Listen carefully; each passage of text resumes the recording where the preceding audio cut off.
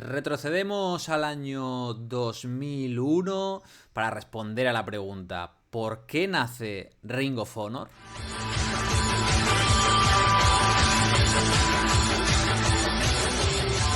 Hola y bienvenidos a una nueva edición de Spanish Uppercut. Aquí estamos una semana más, un nuevo vídeo hablando de esto que tanto nos gusta, que tanto nos apasiona, del wrestling profesional. Como siempre, antes de nada, recordaros que podéis estar suscribiéndose al canal y dándole a la campanita para enteraros de cuando subimos nuevo vídeo, así como siguiéndonos en nuestras redes sociales, @UppercutSpanish en Twitter. Mi nombre es Alex Jiménez y aquí estamos para iniciar una serie muy especial.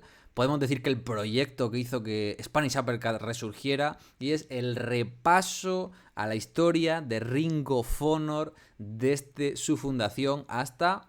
veremos dónde llegamos. Para eso yo vengo aquí con la equipación titular, haciendo homenaje a The Late Jay Briscoe, en paz descanse, Mar Briscoe, gracias por mantener su legado vivo cada semana en All Elite Wrestling.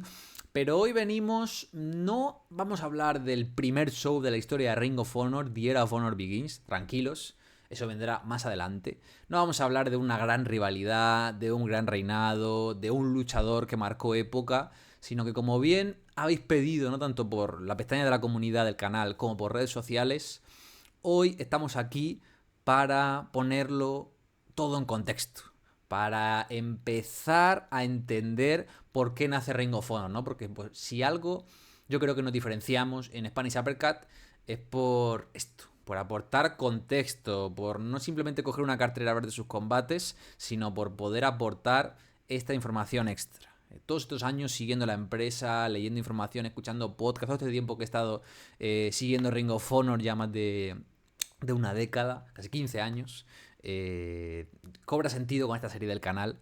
Así que quería empezarla de la mejor manera posible. Y yo creo que es con un bonito homenaje.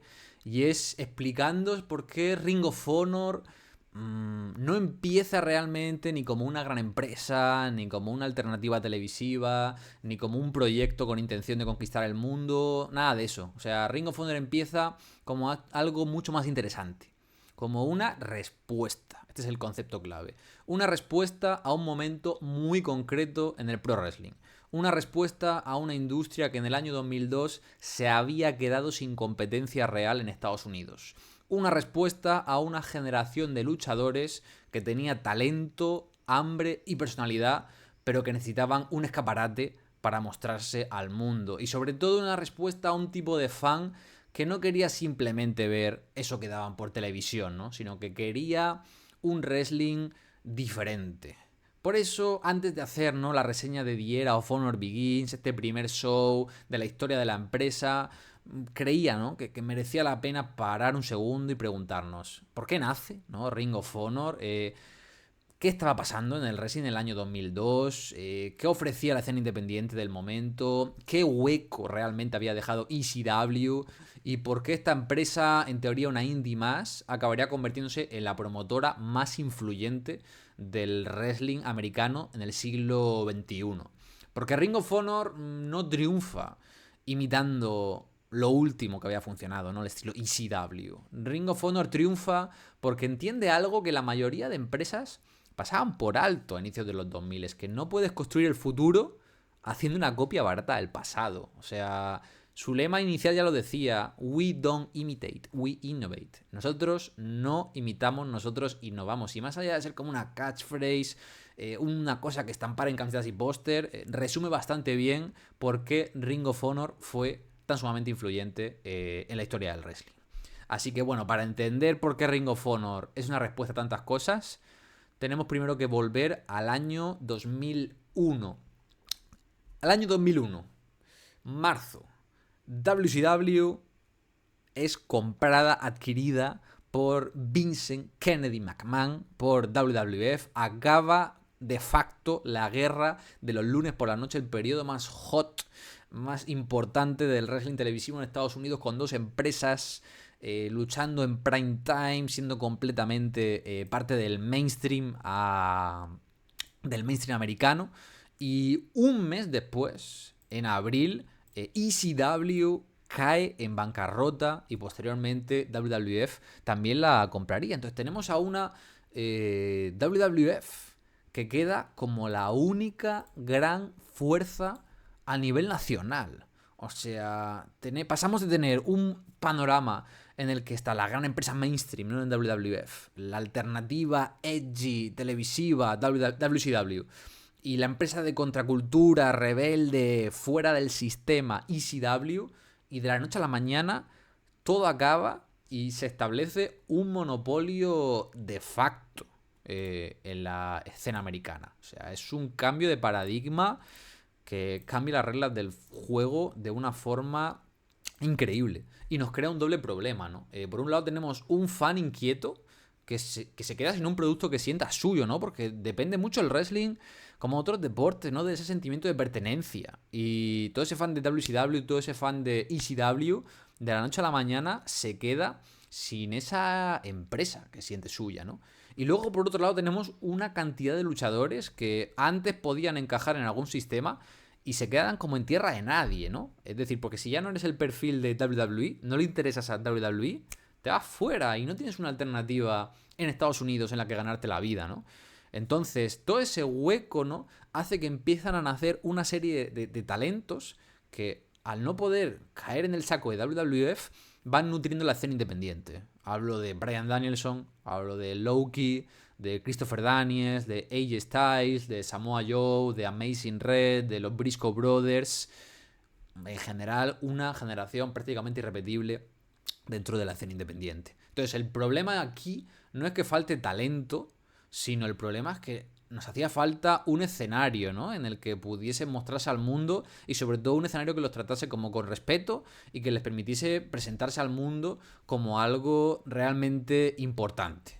Y no es porque no existiese escena independiente, es decir, escena independiente había, ¿no? O sea, había indies que tenían cierto recorrido, Jersey All Pro Wrestling en la zona del Northeast, IWA Mid-South, la ECWA, APW, ICW, y podemos decir que realmente una de las más prominentes es ECW, ¿no? Combat Zone Wrestling, ahí en Filadelfia, es una de las que triunfa. O sea que hay empresas, ¿no? Así que el problema no era tanto el talento, sino la consistencia. Es decir, había empresas que te daban esa gran lucha, que te podían dar un gran torneo, ¿no? Puntualmente, pero faltaba esa consistencia, esa empresa que más allá de utilizar talento local, lo que hiciese fuera traer talento de todo el país mes a mes y darle continuidad, ¿no? Teníamos mucha indie atrapada en la sombra de ECW, ¿no? Haciendo lo que se llaman, pues, los reunion shows, ¿no? Esos shows que apelaban completamente a la nostalgia. Tenemos CCW, ¿no? Con esa rama más ultraviolenta, con personalidad propia. MLW, ¿no? Que también nace de este ecosistema post-ECW, como un producto más adulto, alternativo. Y bueno, WCW sí que tiene como una sucesora mucho más clara en televisión, que sería la por entonces NWA TNA, luego Impact Wrestling, luego TNA, que es un poco la alternativa de Jeff Jarrett, ¿no? Con televisión, con cierto presupuesto. Pero Ring of Honor no juega ahí. Ring of Honor no tiene una deal con ninguna televisión. Ring of Honor no tiene ese presupuesto, no es tan escalable, así que su batalla realmente es una muy diferente. La batalla de Ring of Honor es crear una identidad propia y llenar un poco el hueco de ese fan diferente, ¿no? Que tenía ECW. Entonces, lo que faltaba en la escena independiente del momento no era variedad, sino era más bien una empresa que se centrase en el work rate, ¿no? Que hiciese que la calidad in ring fuese su factor diferencial y que pusiese el prestigio competitivo como una identidad de producto, show a show, más allá, pues ya digo, de que haya momentos puntuales, destellos en los que digas, ese combatazo, no, la empresa en la que digas, aquí vienen los mejores a luchar y aquí sí o sí vas a ver combatazos. Y como ya digo, había antecedentes, ¿no? Pero eran cosas muy puntuales. Por ejemplo, teníamos ECWA con su torneo, el Super 8, ¿no? Como vemos aquí en pantalla. O sea, aquí pues ya veis a Spunky, Bryan Danielson, podéis ver a Low-Ki. O sea, vemos nombres realmente llamativos. Y sobre todo de All Pro Wrestling, en la costa oeste, teníamos el que yo diría que fue el germen principal de Ring of Honor, y posteriormente pues también lo reconocería el propio Gabe Sapolsky, booker de la empresa, que es el torneo King of Indies, el King of Indies del año 2001, perdón, que de hecho pues la final no puede ser más premonitora de lo que iba a venir, ¿no? American Dragon contra Low-Ki, y como vemos aquí en pantalla, tenemos a American Dragon, Bryan Danielson, ganando el torneo a hombros de Samoa Joe y de Doc Williams, campeones puros y mundiales de Ring of Honor unos años después. Entonces existía, ¿no?, este caldo de cultivo. Había estos luchadores que realmente apostaban por el World Rate, y había estas empresas que a veces decían, va, me gasto el presupuesto, traigo gente de todo el país y vamos a demostrar quién es el mejor. Pero Ring of Honor lo que hace es coger esto, ¿no?, que eran cosas puntuales, eventos importantes dentro del calendario de una escena independiente, y le da una vuelta de tuerca y dice, ¿por qué hacer un torneo aislado, no? O sea, vamos a crear el concepto de facto de super indie, ¿no?, que luego años después se iría repitiendo particularmente. Es decir, voy a afincarme en una zona, en este caso concreto en Filadelfia, en el Northeast, en esa zona en la que estaba afincada ECW, pero no me voy a centrar únicamente como haría Jersey All Pro Wrestling o JCW en mi zona, sino que voy a coger al mejor talento de aquí, voy a coger al mejor talento de Texas, de la costa oeste, y voy a llamarles mes a mes. Voy a crear un roster sólido, voy a repetir la aparición de este talento, voy a enfrentarle, voy a darle continuidad. En definitiva, nada de supercarteras puntuales, sino voy a crear un roster reconocible. Entonces, de nuevo, muchas indies traían talento de fuera de forma puntual, pero Ring of Honor lo que hace es priorizarlo, traerlo mes a mes y darle un booking que se siente importante. Entonces, si al final del día juntas a los mejores luchadores independientes disponibles, lo presentas con seriedad y haces que sus combates importen, evidentemente vas a encontrar un público dispuesto a seguirlo, porque si venían a estos torneos, ¿por qué no van a querer verlos mes a mes? Entonces, Ring of Honor es un producto indie, sí, pero podemos decir que con memoria, ¿no? Con ya un ánimo inicial de construir un legado, es decir, de construir rivalidades, jerarquías, reputaciones y sobre todo consecuencias, ¿no? Que no sea, oh, sí, esto es un showcase, sino, no, este es mi roster, tío. Y en mi roster este lucha a esta persona gana a la otra, y en definitiva, ya digo, crear este concepto que no estaba nada explorado por aquel entonces de super indie. Nada de reunion shows, nada de cosas puntuales. Una indie en la que el World Rate estuviera por delante. Pero esto es un poco cómo estaba la escena, pero realmente cómo nace en sí. Si queremos hablar de cómo nace Ring of Honor, tenemos indudablemente que hablar de Rob Feinstein. Rob Feinstein era uno de los principales distribuidores de VHS, de tapes, de cintas de vídeo de finales de los 90. Principalmente hacía shoot interviews, filmaba muchas indies, estaba como muy muy enfocado en este fan hardcore. Y para el que no lo sepa, no por edad o porque está fuera, pues el fan hardcore en los 90 no iba a YouTube y veía shows de wrestling, no se descargaba un torrent, no compraba iPay-per-view, sino que hacía tape trading. ¿Qué es el tape trading? El tape trading literalmente es: yo me compro un VHS de la empresa de turno de mi zona y se lo envío a otra persona para que me dé algo a cambio, ¿no? Como que intercambiaban estos VHS. Entonces, Rob Feinstein era el dueño de su empresa, RF Video, y sobre todo estaba muy muy ligado a ECW, porque las cintas principales que vendían eran las llamadas Extreme Fan Cams, que eran como shows que él grababa a pie de ring en bruto y comercializaba estos shows de ECW. Entonces, en el momento en el que ECW cierra, ¿con qué problema se encuentra Rob Feinstein? Que pierde su mayor fuente de ingresos. Y este tío dice, hostia, yo no quiero dejar de cobrar dinero. O sea, necesito una forma para suplir todos estos VHS, todos estos DVDs que no estoy vendiendo ahora. Y lo que se le ocurre a Rob Feinstein es: voy a crear una empresa nueva. Entonces es como muy curioso, ¿no? Que el punto real por el que él crea la empresa es para poder tener algo de lo que vender. Algún VHS, algún DVD que vender y que se convierte en su principal fuente de ingresos, ¿no?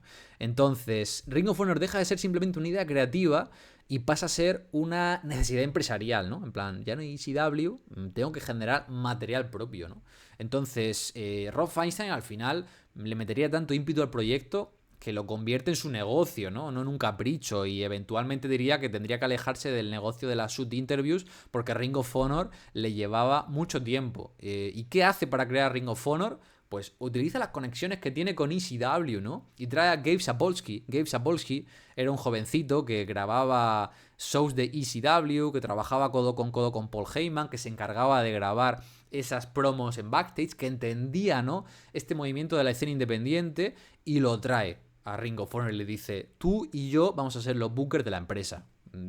Gabe Sapolsky, cuando verdaderamente adquiere el poder creativo, es entre la primavera del año 2004 y que lo despiden a mediados del año 2008. Estos primeros años Gabe Sapolsky es booker, pero en consonancia con Rob Feinstein, ¿vale? Pero lo que entiende muy muy bien Gabe Sapolsky es una cosa, y es que tiene que crear esta sensación de importancia, tiene que hacer que Ring of Honor se sienta como the place to be, el sitio en el que tienes que estar, y que tiene que proteger ese aura de los luchadores más importantes. Entonces, así es como crea Ring of Honor, y su declaración de intenciones, como decíamos al principio, es clara, con ese lema: no imitamos, nosotros innovamos. O sea, a pesar de que el tipo había estado muy dentro de ECW, tanto él como Rob vendiendo vídeos, captan mejor que nadie qué es lo que hacía ECW especial, ¿no? Y por eso quieren hacer algo completamente distinto.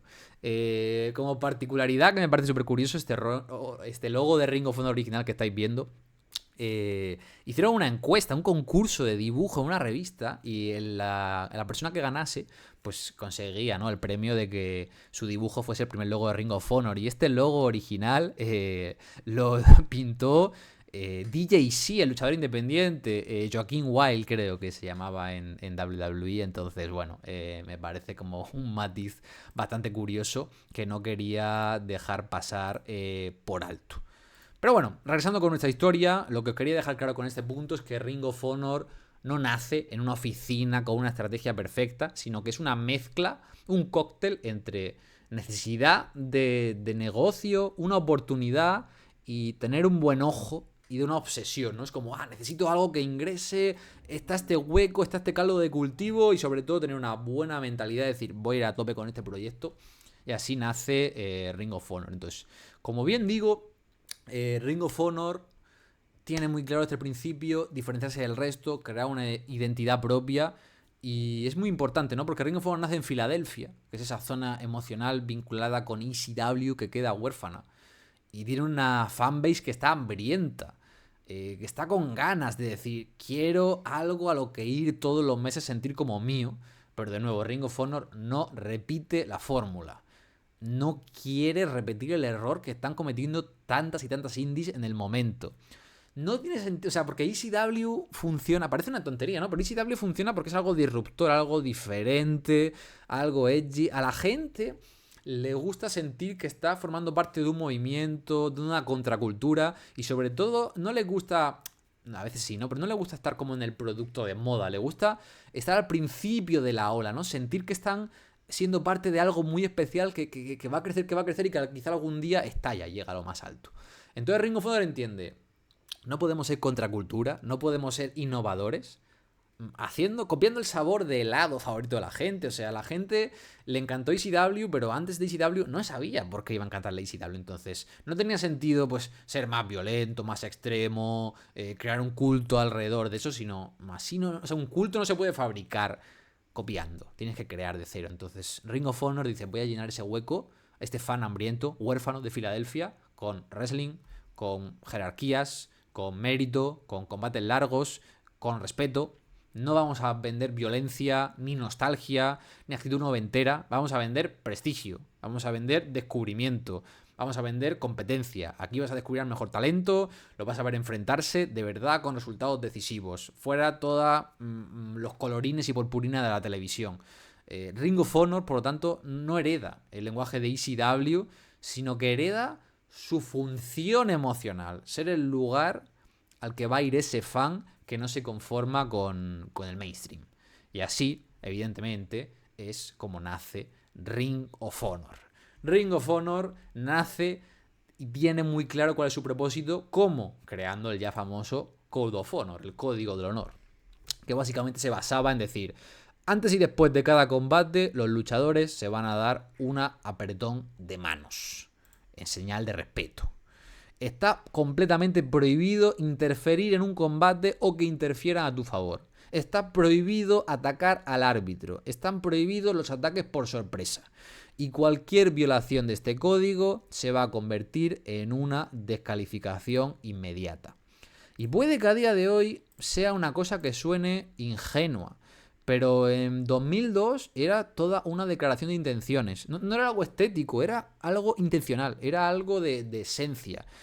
Frente a las indies que vendían este estilo Carcrash, el caos, la destrucción, la locura de IWA Mid-South, de CCW, de MLW, Ring of Honor te vendía este honor, te vendía la competición, porque era listo. Sabía Gabe Sapolsky, sabía Rob Feinstein que si conseguías diferenciar tu producto visualmente, si podías crear esta regla moral, el Code of Honor, que fuese fácil de entender, tendrías una herramienta narrativa súper barata y súper útil, porque en el momento en el que tan solo un luchador no siguiese las reglas, ya generabas tensión. Ya podía generar un stable heel, ¿no? O sea, ya lo veremos en The Year of Honor Begins. Así nace el primer heel de la empresa Christopher Daniels. Así nace The Prophecy. Entonces, con dos detalles muy sencillos, ya puedes empezar a generar ya no solo carteleras de shows interesantes para el público, sino historias, conflictos, tensión, y sin gastar, pues prácticamente ni un euro, por así decirlo, en producción. Entonces, ganar importaba en esta empresa, pero lo que importaba de verdad es cómo ganabas. Entonces, la gran apuesta de Ring of Honor, para que lo entendáis, es el work rate, es la calidad en ring, como identidad. Es decir, no como una sorpresa dentro de una cartelera súper caótica, tienes este combate que tienes que ver, sino como el centro del producto. Y el mérito de esto, Gabe Sapolsky. Gabe Sapolsky no lo inventa de cero, pero él sabe dar una vuelta y adaptarlo a los tiempos de hoy. Sabe tener la paciencia, sabe generar este sentido de importancia y consigue que Ring of Honor desde el primer show se sienta importante, como el sitio en el que los luchadores quieren estar, ¿no? Y esto haría que eventualmente, pues, sus fans tuviesen mala fama de snobs, de que se creían por encima del resto de la escena, pero es verdad, o sea, consigue que se sienta como el sitio en el que tienes que estar, el sitio donde pasan cosas y donde ganar o perder importa, ¿no? Y el mejor ejemplo, como veis en pantalla, es Samoa Joe. O sea, Gabe Sapolsky toma una decisión que nadie se atrevía a tomar por aquel entonces, que es volver al booking de la era de los territorios y darle a Samoa Joe un reinado de 645 días, el reinado más largo de la historia de Ring of Honor. Y es una cifra real que refuerza tu punto, o sea que el tío sabe lo que quiere hacer y son decisiones que parecen tontas, ahora vistas con perspectiva, pero en el momento nadie se atrevía, ¿no? O sea, crea esa sensación de los territorios, ¿no? Un campeón fuerte, una jerarquía, los campeones se construyen para querer derrotarle y las defensas son como estas pruebas de prestigio que si el luchador consigue llevar a Samoa Joe al límite, aunque no gane, se verá como alguien importante. El ejemplo más claro, la trilogía de combates que tiene Samoa Joe con CM Punk con sus 2 empates al límite de tiempo, que de hecho, pues el primero de ellos le haría ganar la calificación de 5 estrellas por parte de Dave Meltzer, algo inaudito en Estados Unidos desde el año 1997. Entonces, no es solo tener grandes luchas, es construir un mundo donde esas luchas tengan su peso e importancia.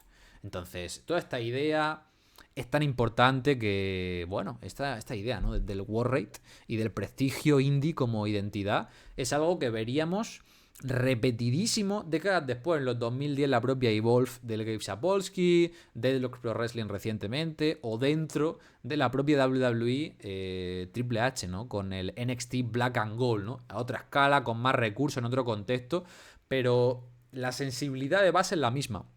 Un aura indie, darle tiempo a los combates, hacer que los combates se sientan lo importante y lo que quiere ver la gente, y el work rate como imagen de marca. Entonces, Ring of Honor no inventa realmente todos esos elementos, pero los ordena de una forma que cambia el mapa. Entonces, eso sería un poquito el resumen, ¿no? porque Ring of Honor, con todos estos ingredientes, lo que consigue para mí es que no le habla a cualquier fan, le habla a un fan muy concreto. O sea, le habla a un fan que compra cintas de vídeo, que lee resultados, que escucha podcasts, que busca los nombres más raros de la escena independiente. Es un fan que no solo siente que esté consumiendo wrestling, ¿no? Como viendo WWF, sino que se siente partícipe de esta revolución, de este movimiento, se siente parte de Ring of Honor. Es como una energía de o estabas ahí o te lo estás perdiendo, ¿no? Es como ver Ring of Honor era entrar en una conversación completamente distinta, ¿no? Y esa conversación decía algo muy concreto, que el mejor wrestling del mundo quizá no estaba pasando en televisión nacional, o sea, que quizá estaba sucediendo en un gimnasio, en una cinta de vídeo, en un show mensual recóndito en Filadelfia, en verano sin aire acondicionado, con luchadores que dentro de unos años pues verías triunfar mucho, mucho más adelante. Entonces, por todo esto, Ring of Honor y por todo esto, The Era of Honor Begins, ¿no? Su show de debut, para mí no es solo un primer show.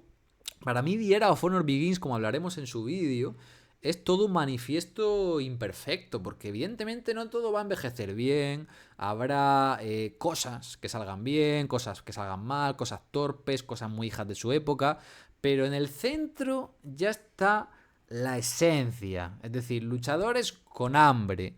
En el centro vamos a ver luchas con tiempo, ideas claras, venderle al fan que es el principio de algo muy especial. ¿Fue bueno el show? ¿Fue malo? Lo comentaremos en el próximo vídeo, ¿no? Pero es evidente que en ese show vamos a ver qué intenta ser Ring of Honor, qué toma de las indies anteriores, qué rechaza del mainstream, qué copia de su época y sobre todo qué empieza a inventar. Así que Ring of Honor, en resumen, chicos, para que lo entendáis, en su mejor versión no fue solo una indie con buenos combates, fue un lugar donde una generación encontró su lenguaje y encontró su forma de expresarse al mundo. Y así es como empieza nuestra historia, así es como empieza Ring of Honor. Espero que os haya gustado este vídeo, de verdad. Dejadme aquí abajo en comentarios qué os ha parecido, cuál fue vuestro primer acercamiento con Ring of Honor, si conocíais todas estas cosas, si ahora visto con perspectiva, pues consideráis que fue tan influyente como estamos comentando. Y lo dicho, dentro de un par de semanitas nos estaremos viendo de nuevo con The Era of Honor Begins, así que tenéis deberes, podéis revisionar este show de inicio de la historia de Ring of Honor. Y lo dicho, chicos, si os gustó, comentar, suscribir, dar a la campanita, recomendarlo con la gente, hagamos más grande esta comunidad. Espero que os haya gustado, pero sobre todo espero veros muy, muy pronto. Adiós.